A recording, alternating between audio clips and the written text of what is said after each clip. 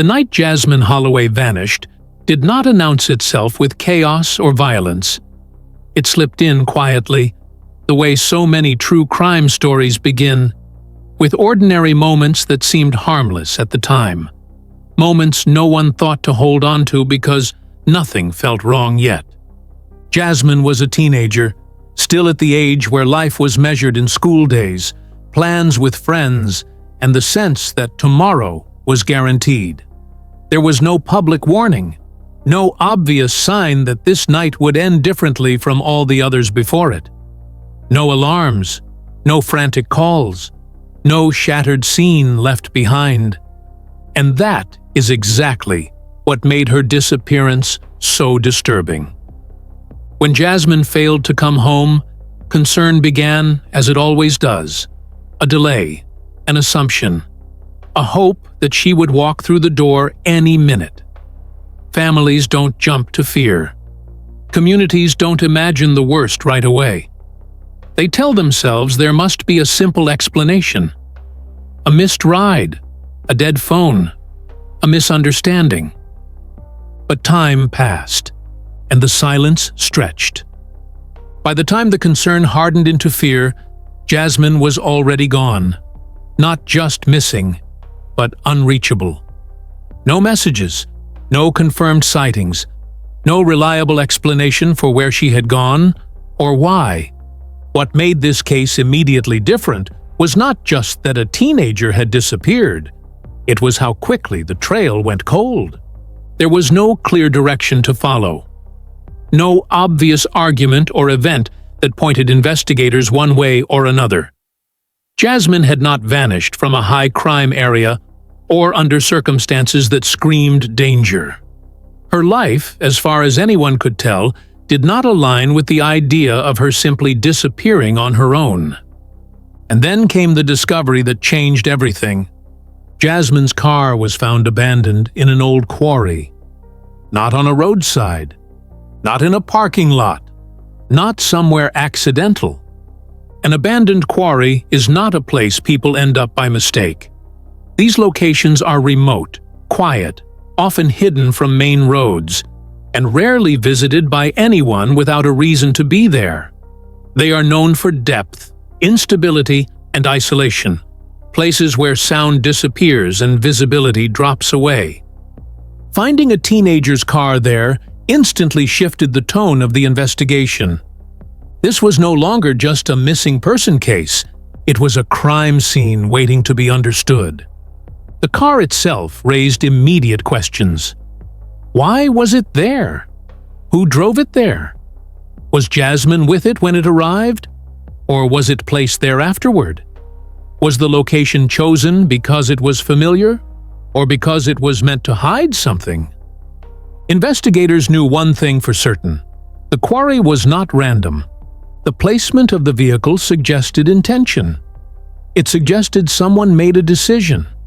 A deliberate act meant to distance Jasmine from her everyday world, to separate her disappearance from the places where people would naturally look first. For Jasmine's family, that discovery was devastating. The car was proof that something had gone terribly wrong, but it did not bring answers. It brought only more questions, each one heavier than the last. Was she taken there? Was she lured? Was the scene staged? Or was the quarry chosen because whoever was involved believed no one would ever look there?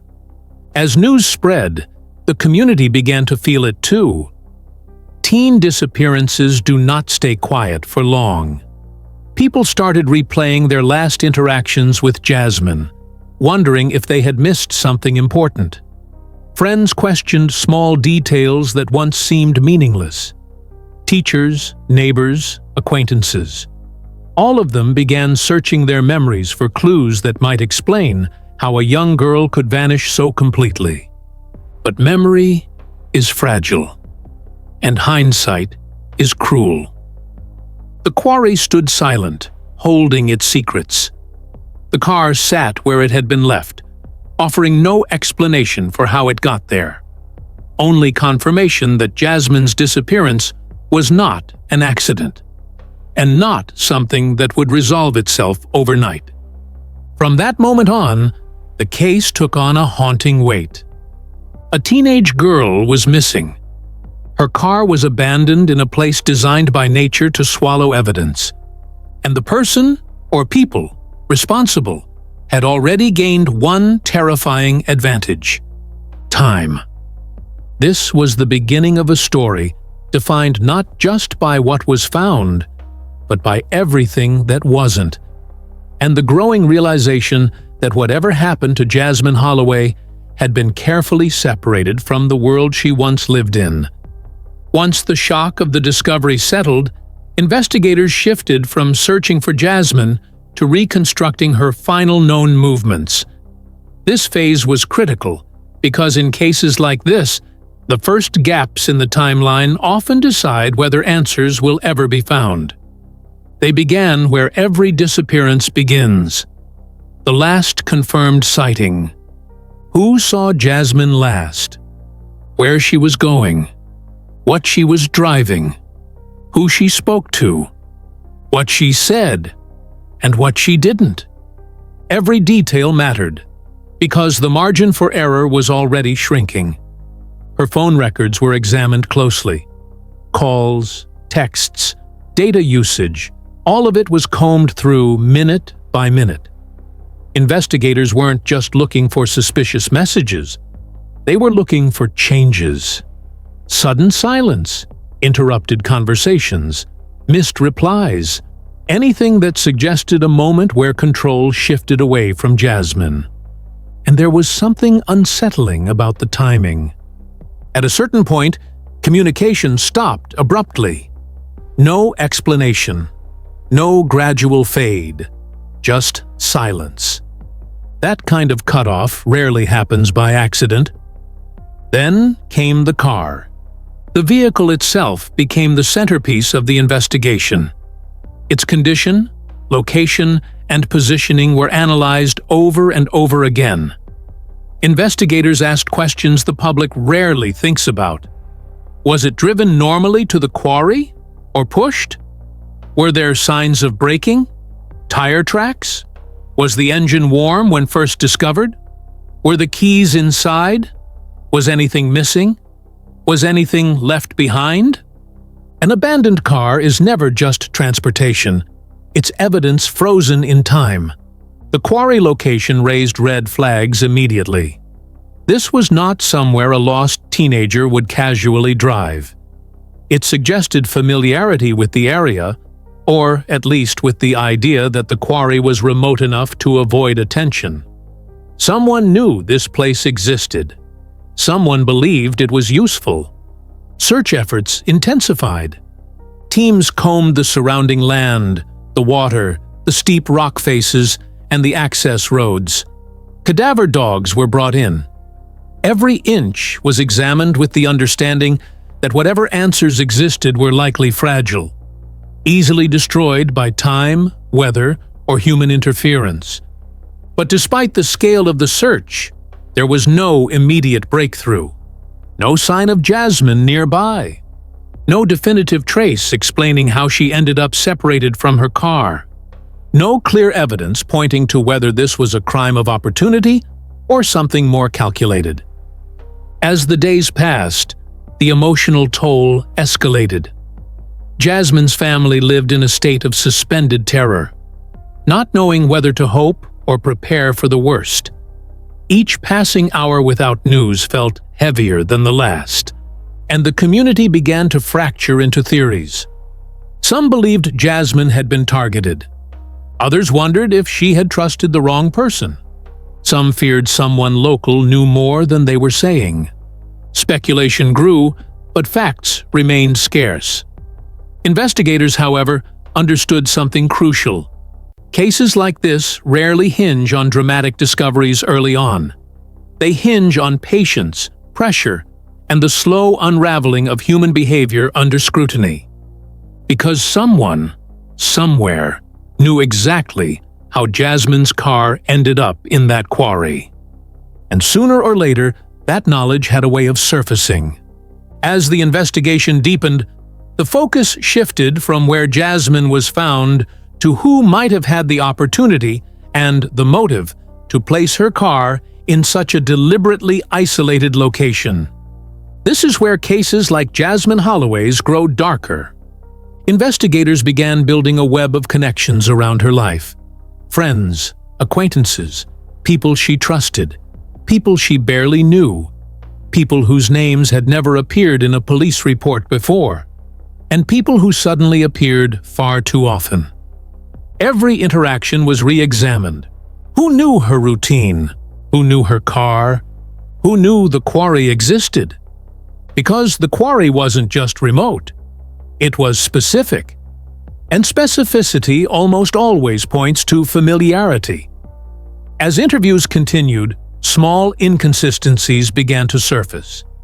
Not dramatic confessions, not obvious lies, just subtle shifts in stories.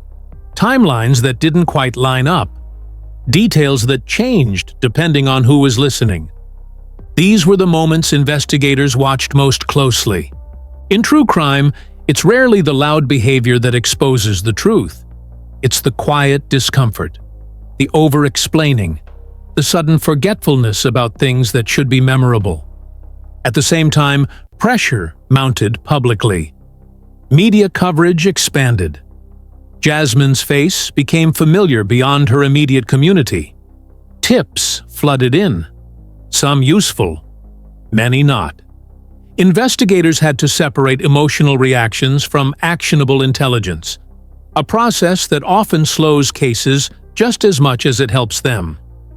The quarry continued to loom over the investigation. Experts were consulted. The site was reassessed. Questions resurfaced about whether the car's placement was meant to suggest one outcome while hiding another. Was it intended to mislead? To buy time? To shift focus away from a different location entirely? Because in many crimes, the most obvious scene is not the most important one. And the longer the case went unresolved, the more one truth became unavoidable. Jasmine did not simply disappear. Someone made choices that night. Someone took steps to distance her from safety, from visibility, from help. Whether those choices were impulsive or planned remained unclear. But what was becoming increasingly certain was that this was not a case that would resolve itself through chance discoveries or lucky breaks. It would require one of three things: a mistake, a confession, or evidence that had yet to surface. And as weeks turned into months, the weight of not knowing began to define the case itself. Not just for investigators, but for everyone who followed it. Jasmine Holloway had become more than a missing teen. She had become a question that refused to go away. As time went on, the investigation entered its most painful phase: the waiting. Leads slowed. Searches were scaled back. The intensity that once surrounded the case began to thin, replaced by a quiet dread that this story might never have a clean ending. For Jasmine's family, life split into two timelines: before she disappeared and everything after. Every unanswered call, every knock on the door, every news update carried the same question: is this finally it? And every time the answer was no, the weight grew heavier. Investigators continued to review evidence, re-interview key individuals, and revisit the quarry itself, knowing that cold cases are not truly cold. They are dormant. Somewhere within the details already collected, they believed the truth still existed. It simply refused to surface. What made the case so haunting was not just the absence of Jasmine, but the absence of certainty. No definitive explanation, no clear resolution, only fragments of a night that ended too soon. Jasmine Holloway's story remains one defined by silence. The silence of a car abandoned in a place meant to hide it, the silence of unanswered questions, and the silence that follows when justice has not yet caught up to truth. Her disappearance is a reminder of how quickly ordinary life can fracture, and how fragile certainty really is. One night, one decision, one location chosen for a reason that may never be fully understood. But stories like Jasmine's do not end simply because answers are missing. They endure because people continue to ask questions, because families refuse to forget, because attention keeps pressure alive. And sometimes, years later, that pressure is what finally breaks the silence. If this story held your attention, it's because it matters. Not as entertainment, but as a reminder that every name represents a real life, and every unanswered case still deserves to be heard. Stay curious, stay aware, and keep listening. Because some truths surface only when enough people refuse to look away.